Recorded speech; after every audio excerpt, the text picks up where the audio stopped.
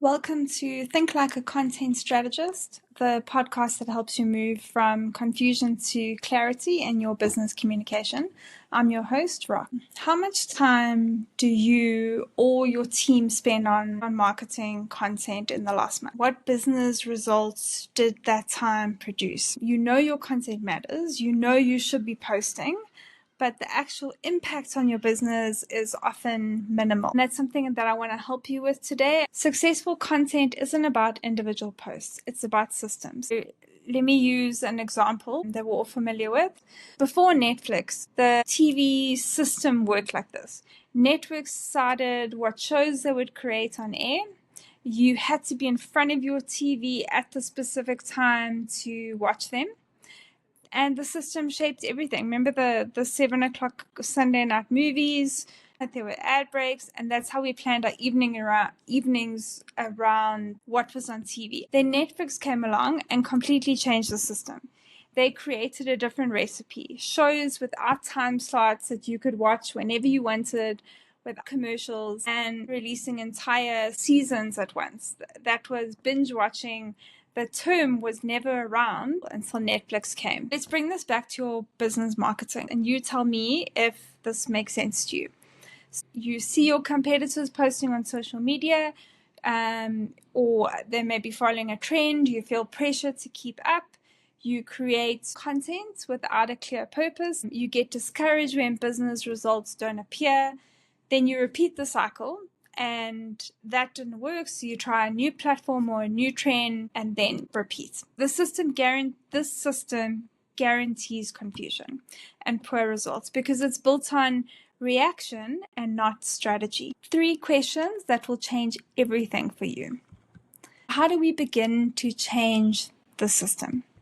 Here are 3 questions that are going to help you find your blueprint or your strategy compass. 1. Who is it for? 2, what is it for? And 3, what is the system? I've created a framework that you can use that's built on these 3 questions. It's called the Confusion to Clarity Framework. It's absolutely free if you want to use it. But we're going to start first with who is it for? This isn't about identifying a target audience. It's about what Seth Godin calls finding your minimum viable audience, the specific people who will actually value the solution that you offer enough to share it with others. So Godin has this foolproof concept that everyone should be using. He talks about finding 10 people who trust you, respect you, listen to you, need you. These 10 people need what you have to sell, or they want it. And if these 10 people love it, you will win.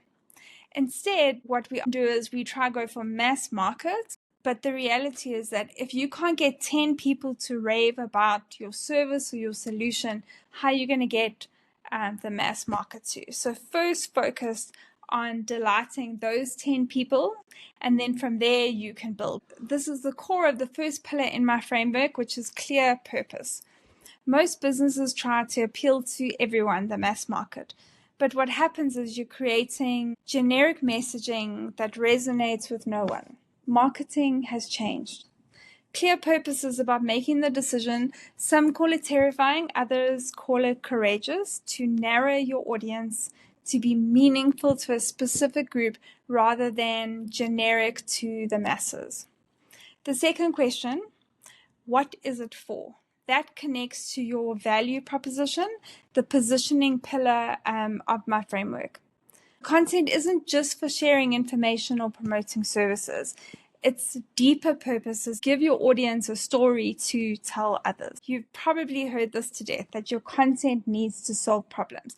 And it does, but you should be going way deeper than this. It's about giving people something so valuable that it changes their status. It's by sharing it with others. We're really going to go deeper into this in future episodes. The third question, what is the system? This ties directly to my content strategy and action plan pillars. Understanding the system means recognizing the connected pathways that move someone from stranger to client. I really want to dive deeper into this concept of the minimum viable audience because I really believe it's gonna make the biggest shift for business owners and marketers, and you're gonna get so much value from this. So think of it this way. Those 10 people that you can start with to build something that they can't live without, that they're going to love. And you know, if they do love it, you've got a winning recipe. And if they don't love it, then you have to change the recipe. You have to understand 10 people, start with that, win with them first. I'm going to share a final story that will show you how the smallest viable audience actually works in the real world. If you haven't heard the Airbnb origin story, you absolutely need to know it. So the founders, Brian, Nathan, and Joe, had an idea of connecting travelers with people who had spare rooms or a spare couch. They could save money and build connections between strangers, but that wasn't working. Instead of trying to market to everyone, which is what we often do, they identified a very specific opportunity, the South by Southwest conference in Texas. So during this event, there's always a shortage of accommodation.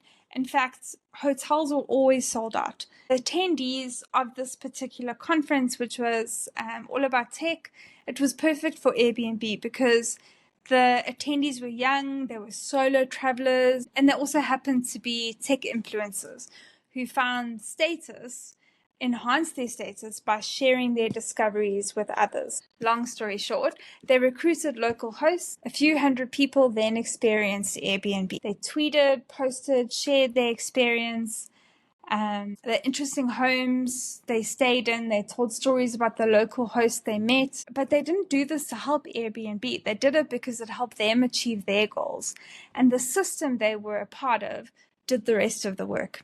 So this is exactly what we aim for with the clear purpose pillar in my framework. By identifying precisely who your content serves, you can create something so valuable to these specific people, they can't help but want to share it. How do we put all of this together and move from confusion to clarity in the story you're telling about your business or brand? You can download my Confusion to Clarity framework, which is built on 4 pillars that's going to help you build a better story, and one that actually makes a difference in your business and moves the needle. Number 1 is clear purpose. You need to get crystal clear on exactly who you serve and what change you create. This is about identifying your minimum viable audience and focusing exclusively on them. Number 2 is your value proposition or your positioning. This includes understanding how your content enhances your customer status and gives them stories worth sharing. Number 3 is the content strategy, and that's where we build a systematic path that guides your audience from awareness to action. This isn't about posting random stuff. It's about creating a strategic sequence of posts that builds on top of one another. And 4th is your action plan. So just to have systems that can make the execution easier and consistent for you. The Confusion to Clarity framework. You can download it at clickculture.coza. And I'll include the link in the show notes. As Seth Godin reminds us, we can't change everyone. And we can't change everything. But if we're specific, generous, and persistent, we might be able to change enough. In our next episode, I'm going to dive deeper into the first pillar, clear purpose. I'll share specific exercises to help you identify your minimal viable audience. But please do download that framework. It's going to help you understand it, and then by next week when we go through the first section, it's going to be much easier for you to understand and to implement. Until then, I'm Rox. Thank you for listening to Think Like a Content Strategist. If you did find value in today's episode, please share it with another business owner or someone who might be struggling with this in their content plan and in their business. Thank you for listening.